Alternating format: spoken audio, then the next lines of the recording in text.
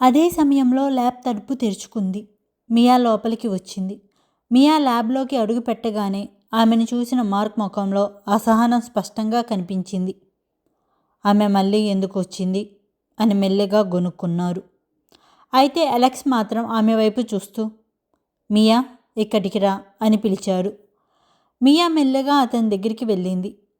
Alex ఆమె చేతిని పట్టుకొని మెల్లగా అన్నాడు, విక్రమ్ను, అతని భార్య ప్రియాని ఎదుర్కొనే ఒక మార్గం నాకు దొరికింది.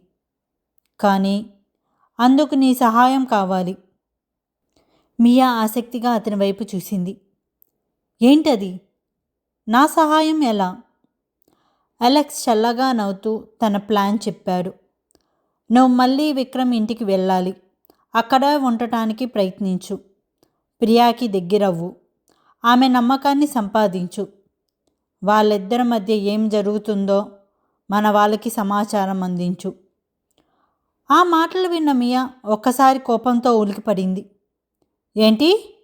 నేను మళ్ళీ ఆ ఇంటికి వెళ్ళాలా? ప్రియాకి దగ్గర అవ్వాలా అని గట్టిగా అంది. ఆమె ముఖంలో కోపం, భయం రెండూ కనిపించాయి. ఇప్పుడు అక్కడికి వెళ్ళాలా? నువ్వేం మాట్లాడుతున్నావో నీకు తెలుసా అలెక్స్ అని అడిగింది. నన్ను మళ్ళీ అక్కడికి వెళ్ళమంటున్నావు? నిన్న అక్కడ నాకు ఏం జరిగిందో మర్చిపోయావా? నేను అక్కడికి వెళ్తే ఎలా బతుకుతాను? ఆమె స్వరం పెరిగింది. విక్రమ్ నన్ను చూసిన వెంటనే ఏం చేస్తాడో నీకు తెలుసు కదా. అతను నన్ను వదిలిపెడతాడని అనుకుంటున్నావా? అతనికి నేను కనిపిస్తే? భయంతో ఒక క్షణం ఆగిపోయింది. అతను నన్ను అంతం చేయటానికి ఒక్క క్షణం కూడా వెనకాడదు అని చెప్పి కోపంగా అలెక్స్ చేతుల నుంచి తన చేతుల్ని లాగేసుకుంది. మార్క్ పక్కనే నిలబడి ఈ మొత్తం సంభాషణను గమనిస్తున్నాడు. అలెక్స్ మాత్రం ఆమె భయాన్ని గమనిస్తూ మౌనంగా నిలబడ్డాడు. మియా ఇంకా ఆగలేదు. అతని వైపు నిరాశగా చూస్తూ, నువ్వు నన్ను మళ్ళీ అక్కడికి పంపాలని ఎలా అనుకుంటున్నావు అని నిరాశగా అడిగింది. నేను నీ కోసం ఇప్పటివరకు చాలా చేశాను అలెక్స్. ఇంకా నన్ను ప్రమాదంలోకి పంపాలనుకుంటున్నావా అని చెప్పి ఆమె అతని నుంచి పూర్తిగా దూరంగా వెళ్ళింది. ల్యాబ్లో ఒక్కసారిగా నిశ్శబ్దం అలుముకుంది. అలెక్స్ మెల్లిగా ఆమె దగ్గరికి వెళ్ళి మళ్ళీ ఆమె చేతులు పట్టుకున్నాడు. మియా, ఒక్కసారి నా మాట పూర్తిగా విను. మియా కోపంగా అతని వైపు చూడగా అలెక్స్ ప్రశాంతంగా అన్నాడు. మియా, నువ్వు అనుకునేది కాదు. ఇదంతా ఒక ప్లాన్. ముందుగా ప్రియాని కిడ్నాప్ చేయడానికి మనం నీ సహాయాన్ని ఉపయోగించుకుంటాం. ఆమె మన చేతులకు వచ్చిన తర్వాత నీకు ఏం చేయాలనిపిస్తే అది చేసుకో. విక్రమ్ను మనకి కావాల్సిన విధంగా ఒత్తిడిలోకి తీసుకురాగలము. మియా ఇంకా సందేహంగా అతని వైపు చూస్తుండగా అలెక్స్ మళ్ళీ అన్నాడు, ఇంకో విషయం ఆలోచించు. విక్రమ్ ఇప్పటి వరకు నీకు ఏమీ చేయలేదు కదా. ఎందుకంటే అతను నిన్ను తన కుటుంబంలో ఒకరిలా భావిస్తున్నాడు. అతను నిజంగా నిన్ను అంతం చెయ్యాలనుకుని ఉంటే నువ్వు ఇప్పటికీ ఇక్కడ మా ముందు నిలబడి ఇలా మాట్లాడగలిగేదానివా? ఆ మాటలు మియా మనసులోకి వెళ్ళాయి. ఆమె కాసేపు మౌనంగా నిలబడి ఆలోచించింది. అలెక్స్ చెప్పింది నిజం కావచ్చు అని తనలో తానే అనుకుంది. విక్రమ్కు నన్ను అంతం చేయడానికి ఎన్నో అవకాశాలు వచ్చాయి. కానీ అతను ఎప్పుడూ అలా చేయలేదు. బహుశా అతని మనసులో ఇప్పటికే నేను అతని కుటుంబంలో ఒకరిగా ఉన్నానేమో. ఆ ఆలోచనతోనే మియా పెదవులపై ఒక చిన్న నవ్వు మెరిసింది. అతను నన్ను ఎంత ద్వేషించినా చివరికి నేను అతని కుటుంబమే కదా. అలెక్స్ ఆమె ముఖంలో వచ్చిన మార్పును గమనించాడు. మియా చివరికి తలూపింది. సరే, నేను వెళ్తాను. ప్రియాకి దగ్గర అవుతాను అని చెప్పి మియా ల్యాబ్ నుంచి బయటికి వెళ్ళిపోయింది. తన మనసులో ఒకటే నడుస్తుంది, విక్రమ్ నా చెప్పు చేతుల్లో ఉంటారు. కానీ ఆమెకి తెలియని నిజం వేరే ఉంది. విక్రమ్ మాత్రం ఆమె చేసిన పనులన్నిటికీ ఇప్పటికే తీవ్రంగా కోపంతో ఉన్నాడు. మియా ఆ నిజాన్ని తెలియకుండానే అలెక్స్ మాటలను నమ్మింది. ఆమె అడుగులు నెమ్మదిగా దూరం అవుతుండగా అలెక్స్, మార్క్ ఒకరినొకరు చూసుకొని నవ్వుకున్నారు. మార్క్ అలెక్స్ వైపు తిరిగి ఇంకా సందేహంగా అడిగారు, డాడ్, మన దగ్గర ఇప్పటికే విక్రమ్ టీంలో మన మనిషి ఉన్నారు కదా, అయినా మియాని ఎందుకు పంపిస్తున్నావు? అలెక్స్ కుర్చీలో వెనక్కి వాలి చిన్నగా నవ్వాడు. అదే అసలు విషయం మార్క్. మన మనిషి విక్రమ్ దగ్గర ఉన్నా అతను ప్రతి చోట తిరగలేదు. విక్రమ్ భద్రత చాలా కఠినంగా ఉంటుంది. మన మనుషులు ప్రియాకు అంత సులభంగా దగ్గర కాలేరు. కానీ మియాకి అది చాలా సింపుల్ పని. అలెక్స్ మెల్లగా టేబుల్పై ఉన్న మ్యాప్ను చూస్తూ, కానీ మియా మాత్రం అక్కడికి వెళ్తే అందరి దృష్టి తనపైనే ఉంటుంది. మార్క్ వెంటనే అర్థం చేసుకోవడానికి ప్రయత్నించాడు. అలెక్స్ మాట్లాడటం కొనసాగించాడు. విక్రమ్, ప్రియా, గార్డ్స్ అందరూ ఆమెతోనే బిజీ అవుతారు. అప్పుడు మన మనిషికి తన పని చేసుకోవడానికి అవకాశం దొరుకుతుంది. మార్క్ మెల్లగా తలూపాడు. అంటే మియాను మన అసలు లక్ష్యం కాదు, ఆమె ఒక డైవర్షన్లా ఉపయోగపడుతుంది. అలెక్స్ చిరునవ్వుతో తలూపాడు. ఎగ్జాక్ట్లీ. ఆమె వల్ల మ్యాన్షన్లో గందరగోళం ఏర్పడుతుంది. ఆ గందరగోళాన్ని మనం బాగా ఉపయోగించుకుంటాము. మార్క్ తన తండ్రి వైపు చూస్తూ చిన్నగా నవ్వాడు. ఇప్పుడు అర్థమైంది డాడ్. అలెక్స్ కూడా చల్లగా నవ్వాడు. ప్రతి ఒక్కరూ మియా మీద దృష్టి పెడుతున్నప్పుడు అతని చూపు మళ్ళీ సముద్రం మ్యాప్ వైపు వెళ్ళింది. మన అసలు ప్లాన్ నిశ్శబ్దంగా ముందుకు సాగిస్తాం. ఆ రాత్రి విక్రమ్ మ్యాన్షన్లో డిన్నర్ పూర్తయ్యాక అందరూ ఒకరొకరు గుడ్ నైట్ చెప్పుకొని తమ తమ గదుల్లోకి వెళ్ళిపోయారు. విక్రమ్, ప్రియా కూడా తమ బెడ్రూమ్లోకి వెళ్ళారు. ప్రియా నైట్ వేర్ మార్చుకొని పడుకోవడానికి సిద్ధమవుతుండగా విక్రమ్ ఒక్కసారిగా తన చెయ్యిని పట్టుకున్నాడు. విక్రమ్ అని అనేలోపు విక్రమ్ అతని వైపు లాక్కున్నారు.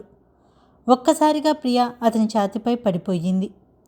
విక్రమ్ వెంటనే తనని గట్టిగా హత్తుకున్నాడు. తన కళ్ళల్లోకి చూస్తూ తర్వాత ఎంతో అమాయకమైన ముఖంతో క్యూట్ ఎక్స్ప్రెషన్తో అడిగాడు, ప్రిన్సెస్, ఒకటి చెప్పు, ఎవరు ఎక్కువ హ్యాండ్సమ్, నేనా అరుణా? ప్రియా అతని ప్రశ్న విని పగలపడి నవ్వింది. నువ్వు ఇంకా మర్చిపోలేదా? విక్రమ్ ఇంకా అమాయకంగా తననే చూస్తూ చెప్పు. ప్రియా కావాలనే ఆట పట్టిస్తూ, ఏమో, నేను అరుణ్ అని చెప్తే అంతే. ఇప్పటి వరకు ఉన్న ఆ క్యూట్ ఎక్స్ప్రెషన్ మాయమయ్యి చిన్న పిల్లోడిలా బాధపడుతున్నట్టు ముఖం పెట్టాడు. అలా అంటావా అని మెల్లిగా అన్నాడు. ప్రియా అతని ముఖం చూసి నవ్వు ఆపుకోలేకపోయింది. అతని చెంపలను 2 చేతులతో పట్టుకొని ప్రేమగా అంది, అయ్యో, నా భర్త ఇంత సీరియస్గా తీసుకుంటున్నాడా? విక్రమ్ ఇంకా చిన్నపిల్లాడిలా తన వైపే చూస్తూ ఉన్నాడు. ప్రియ చిరునవ్వుతో అతని నుడిటిపై ముద్దు పెట్టింది. అంటూ, ఈ ప్రపంచంలో ఎవరైనా ఎంత హ్యాండ్సమ్గా ఉన్నా నా భర్త కంటే మాత్రం ఎవరూ హ్యాండ్సమ్ కాదు. విక్రమ్ కళ్ళల్లో వెంటనే ఆనందం మెరిసింది. నిజంగానా? ప్రియా నవ్వుతూ తలూపింది. అవును, నువ్వే నా ప్రపంచంలోనే అత్యంత హ్యాండ్సమ్ మ్యాన్వి. విక్రమ్ వెంటనే తనని మరింత దగ్గరికి లాక్కొని సంతోషంగా నవ్వాడు. అదే నేను వినాలనుకుంటున్నాను ప్రిన్సెస్.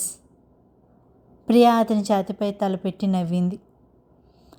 మాఫియా కింగ్ కూడా ఇంత పొసెసివ్గా ఉంటాడా? విక్రమ్ తన జుట్టును నిమురుతూ చిరునవ్వుతో అన్నాడు. నీ విషయంలో మాత్రం ఎప్పటికీ. ఒక్కసారి ప్రియాని తన చేతుల్లోకి ఎత్తుకున్నారు. మెల్లిగా మంచంపైకి తీసుకుని వెళ్ళారు. తనను మంచంపై పడుకోబెట్టి తన దగ్గరికి లాక్కున్నారు.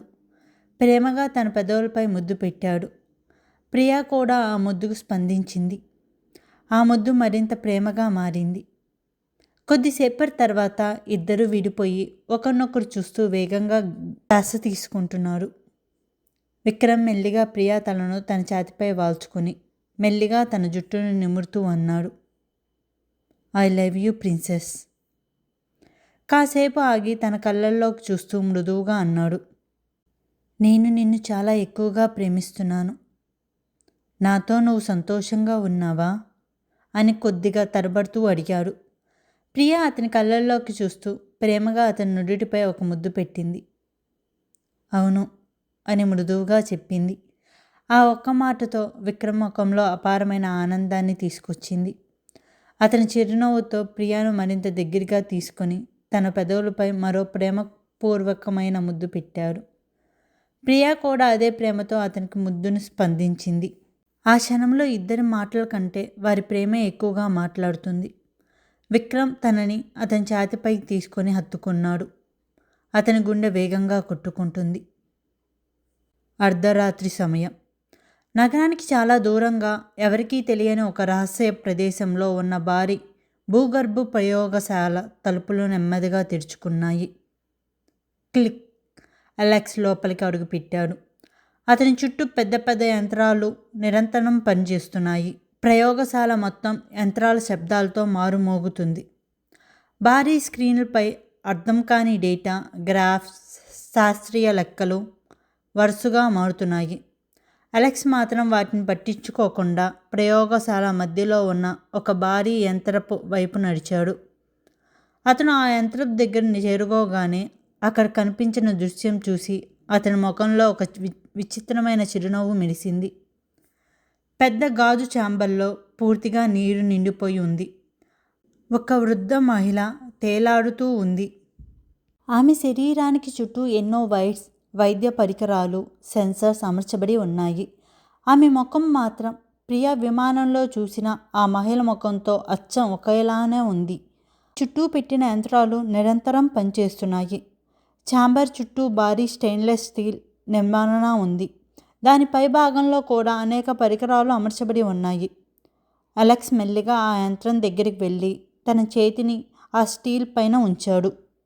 గాజు అవతల ఉన్న వృద్ధ మహిళను చూస్తూ నెమ్మదిగా అన్నాడు, యుంజీ. అతని స్వరంలో ఎన్నో సంవత్సరాలు పరిచయం దాగుంది. చివరికి నీలాంటి ఇంకొకరిని నేను కనుక్కున్నాను. అతని కళ్ళల్లో ఉత్సాహం మెరిసింది. ఆమె కూడా నీలా ఈ ప్రపంచానికి చెందింది కాదు. కొద్దిసేపు ఆగి చిరునవ్వుతో అన్నాడు, ఆమె కూడా ఒక ప్యారలల్ యూనివర్స్ నుంచి వచ్చింది. యంత్రాలు శబ్దాల మధ్య అలెక్స్ స్వరం మరింత నెమ్మదిగా మారింది. నేను తనని కనుక్కుంటాను యుంజీ. ఎక్కడ దాక్కున్నా ఆమెని నేను తప్పకుండా నీ దగ్గరికి తీసుకొస్తాను. రాజు ఛాంబర్లో ఉన్న వృద్ధ మహిళ మాత్రం ఎలాంటి స్పందన ఇవ్వలేదు. ఆమె చుట్టూ ఉన్న యంత్రాలు నిరంతరం పనిచేస్తూనే ఉన్నాయి. అలెక్స్ ఆమెను చూస్తూ మరోసారి చిరునవ్వు నవ్వాడు. ఈసారి మాత్రం నీ ప్రపంచం గురించి నేను పూర్తిగా తెలుసుకుంటాను అని చెప్పి మెల్లగా వెనక్కి తిరిగాడు. అదే సమయంలో ప్రియా ఒక విచిత్రమైన ప్రదేశంలో నిలబడి ఉంది. చుట్టూ భారీ ల్యాబ్ పరికరాలు గాల్లో తేలుతూ పనిచేస్తున్నాయి. వాటి నుంచి వెళుతున్న కాంతులు మొత్తం ప్రదేశాన్ని నీలం రంగులోకి మార్చుతున్నాయి. చుట్టూ ఉన్న స్క్రీన్పై తెలియని డేటా వేగంగా మారుతుండగా తన ఎదురుగా ఒక భారీ పోర్టల్ తెరుచుకుని ఉంది. ఆ పోర్టల్ అవతల ఏముందో అర్థం కాక ప్రియా భయంతో నిలబడిపోయింది. ప్రిన్సెస్, వెళ్ళిపో. విక్రమ్ స్వరం వినిపించింది. ప్రియా అతని వైపు చూస్తూ, విక్రమ్, నువ్వు నాతో రా అని చెప్పేలోగే ఢామ్ ఒక్కసారిగా తుపాకీ శబ్దం వినిపించింది. విక్రమ్ శరీరం ఒక్కసారిగా వెనక్కి తూలింది. కళ్ళ ముందు అతని కింద పడుతున్న దృశ్యం కనిపించింది. విక్రమ్ అని ఒక్కసారిగా ఉలికిపడి కళ్ళు తెరిచింది. గుండె వేగంగా కొట్టుకుంటుంది. ముఖమంతా చెమటలతో తడిసిపోయింది. కళ్ళ నుంచి కన్నీళ్లు ఆగకుండా జారుతున్నాయి. తను వేసుకున్న నీలం రంగు నైట్ డ్రెస్ కూడా చెమటలతో కొద్దిగా తడిసిపోయింది. విక్రమ్ అని వణుకుతూ పిలిచింది. అప్పుడే బాత్రూమ్ నుంచి బయటికి వచ్చిన విక్రమ్ ఆ స్వరం విని ఒక్కసారిగా ఆగిపోయాడు. ప్రిన్సెస్? తాను ఏడుస్తున్నట్టు గమనించి వెంటనే విక్రమ్ పరిగెత్తుకుంటూ బెడ్ దగ్గరికి వచ్చాడు. ప్రిన్సెస్, ఏమైంది అని ఆందోళనగా అడిగాడు. ప్రియ ఒక్క మాట కూడా మాట్లాడలేకపోయింది. అతను చూసిన వెంటనే అతని దగ్గరికి వెళ్ళి గట్టిగా హత్తుకుంది. తన తలను అతని ఛాతీపై దాచుకొని బిగ్గరగా ఏడవటం మొదలుపెట్టింది. విక్రమ్ తనని అతని చేతుల్లోకి తీసుకున్నాడు. ఏడవకు ప్రిన్సెస్, నేనున్నాను అని మృదువుగా చెప్పాడు. కానీ ప్రియా మాత్రం అతను మరింత గట్టిగా హత్తుకుంది. ప్రతి క్షణం తన కన్నీళ్లు పెరుగుతూనే ఉన్నాయి. విక్రమ్ గుండెల్లో ఆందోళన మరింత పెరిగింది. ఇంతలా ఎందుకు ఏడుస్తుంది అని తన మనసులో ఎన్నో ప్రశ్నలు మొదలయ్యాయి. చివరికి మెల్లగా తన ఒడిలో కూర్చోబెట్టుకున్నాడు. చెంపలను తన చేతులతో తీసుకొని మెల్లగా తన ముఖాన్ని పైకెత్తాడు. ప్రియా ఎర్రబడిన కళ్ళను చూసిన క్షణంలో విక్రమ్ గుండె ఒక్కసారిగా బరువెక్కింది. తన కళ్ళల్లో కనిపిస్తున్న భయాన్ని చూసి అతను తట్టుకోలేకపోయాడు. విక్రమ్ వెంటనే తన నుడిటిపై ప్రేమగా ముద్దు పెట్టాడు. ప్రియా కూడా కన్నీళ్ల మధ్య అతని దగ్గరికి వాలి అతని పెదాలపై మృదువుగా ముద్దు పెట్టుకుంది. ఆ క్షణంలో మాటలు అవసరం లేకుండా ఒకరి ప్రేమలో మరొకరు తమ భయాన్ని మర్చిపోవడానికి ప్రయత్నించారు. విక్రమ్ తన పెదాల నుంచి మెల్లగా దూరమయ్యాడు. ప్రియా గట్టిగా ఊపిరి పీల్చుకుంటుంది. విక్రమ్ తన తలని మెల్లగా అతని ఛాతీపై ఆనించి దగ్గరగా హత్తుకున్నాడు. జుట్టును మెల్లగా నిమురుతూ ఓదార్చాడు. ప్రిన్సెస్, నేను ఇక్కడే ఉన్నాను. ఏమైంది బేబీ అని మెల్లగా అడిగాడు. ఎందుకు ఇలా ఏడుస్తున్నావు? కానీ అప్పుడే తనకు వచ్చిన ఆ భయంకరమైన కళ గుర్తుకు రావడంతో ప్రియా మళ్ళీ విక్రమ్ను మరింత గట్టిగా హత్తుకుంది. తన శరీరం వణుకుతుండాన్ని గమనించిన విక్రమ్ తనను ఇంకా దగ్గరగా తీసుకున్నాడు. భయపడకు ప్రిన్సెస్, ఏమీ కాదు, నేను నీతోనే ఉన్నాను అని మృదువుగా చెప్పాడు. సూర్యకిరణాలు కిటికీ గుండా నుంచి గదిలోకి వచ్చి వాళ్ళిద్దరిపైన పడ్డాయి. విక్రమ్ ప్రియాని తన చేతుల్లోనే ఉంచుకున్నాడు. కొద్దిసేపటి తర్వాత తన ఒడిలోకి తీసుకొని 2 చేతులతో తన చెంపలను మెల్లగా పట్టుకొని తన కళ్ళల్లోకి చూసి అడిగాడు. ప్రిన్సెస్? ప్రియా మెల్లగా అతని వైపు చూసింది. విక్రమ్ స్వరం మరింత మృదువయింది. ఎందుకు ఏడుస్తున్నావు? ప్రియా అతని కళ్ళల్లోకి చూస్తూ మౌనంగా ఉండిపోయింది. తన మనసులో కనిపిస్తున్న బాధను చూసి విక్రమ్ గుండె మరింత బరువెక్కింది. బేబీ, ఏమైనా చెప్పు. నీ మనసులో ఏమున్నా నాకు చెప్పవచ్చు. కానీ ఇలా ఏడవకు. నువ్వు ఇలా బాధపడుతుంటే నా గుండె తట్టుకోలేకపోతుంది. ప్లీజ్ ప్రిన్సెస్ అని తన చెంపను ప్రేమగా నిమిరాడు. ఆ మాటలు విన్న ప్రియ ఒకసారిగా అతన్ని గట్టిగా హత్తుకుంది. కొన్ని క్షణాలు ఛాతీపై తలదాచుకొని చివరికి కన్నీళ్ళ మధ్య మెల్లగా చెప్పింది. విక్రమ్, నాకు మా అమ్మా నాన్న గుర్తు వచ్చారు అని చెప్పగానే తన కళ్ళ నుంచి మళ్ళీ కన్నీళ్లు జారాయి. విక్రమ్ తనని మరింత దగ్గరికి తీసుకొని నిశ్శబ్దంగా ఓదార్చడం ప్రారంభించాడు. విక్రమ్ తనను ఇంకా ఒడిలోనే ఉంచుకొని మెల్లగా అడిగాడు. ప్రిన్సెస్, మీ అమ్మా నాన్నల గురించి చెప్పావు కదా. మీ నాన్న ఎమ్మెల్యే అని చెప్పావు. వాళ్ళు ఎక్కడున్నారు అని అడిగాడు. ఆ ప్రశ్న వినగానే ప్రియ ముఖంలో ఒకసారిగా ఆందోళన కనిపించింది. తాను చూపులు కిందకి వాలిపోయాయి. కొన్ని క్షణాలు ఏమీ మాట్లాడలేక మౌనంగా ఉండిపోయింది. నాకు ఏమీ గుర్తులేదు అని చివరికి మెల్లగా చెప్పింది. ఇక్కడ నాకు ఎవరూ లేరు. తన స్వరంలో ఉన్న ఒంటరితనం విక్రమ్ గుండెను తాకింది. అతను ఒక క్షణం కూడా ఆలస్యం చేయకుండా ప్రియాని తన చేతుల్లోకి తీసుకొని గట్టిగా హత్తుకున్నాడు. ప్రిన్సెస్, నువ్వు ఒంటరిగా లేవు, నేను ఉన్నాను అని తన జుట్టును మెల్లగా నిమురుతూ చెప్పాడు. ఎప్పటికీ నీతోనే ఉంటాను. ఈ ప్రపంచం మొత్తం నిన్ను నా నుంచి దూరం చేయాలని ప్రయత్నించినా నేను నిన్ను వదలను. నీకు ఏమి జరిగినా, నీకు ఏ ప్రమాదం వచ్చినా నీ ముందు నేనే నిలబడతాను. విక్రమ్ స్వరం ప్రేమతో నిండిపోయింది. నా చివరి శ్వాస వరకు నిన్ను కాపాడుతాను. నేను నిన్ను చాలా ప్రేమిస్తున్నాను ప్రిన్సెస్. మాటల్లో చెప్పలేనంత. అతని మాటల్లోని ప్రేమను విన్న ప్రియా గుండె కరిగిపోయింది. విక్రమ్ తలపై ముద్దు పెట్టి మెల్లగా అన్నాడు. I love you so much princess. ఆ మాటలు విన్న ప్రియ కళ్ళల్లో మళ్ళీ కన్నీళ్లు చేరాయి. ఒక్కసారిగా విక్రమ్ని మరింత గట్టిగా హత్తుకొని అతని ఛాతిపై దలదాచుకొని, నాకు కూడా నువ్వంటే చాలా ఇష్టం విక్రమ్ అని మెల్లగా చెప్పింది. ఆ మాటలు విన్న విక్రమ్ కళ్ళల్లో ఆనందం మెరిసింది. తనని మరింత దగ్గరగా తీసుకున్నాడు. ఆ ఉదయపు నిశ్శబ్దంలో ఇద్దరు ఒకరినొకరు గట్టిగా హత్తుకొని అలాగే ఉండిపోయారు. మీకు మా కథ నచ్చితే please like, share and subscribe to my channel.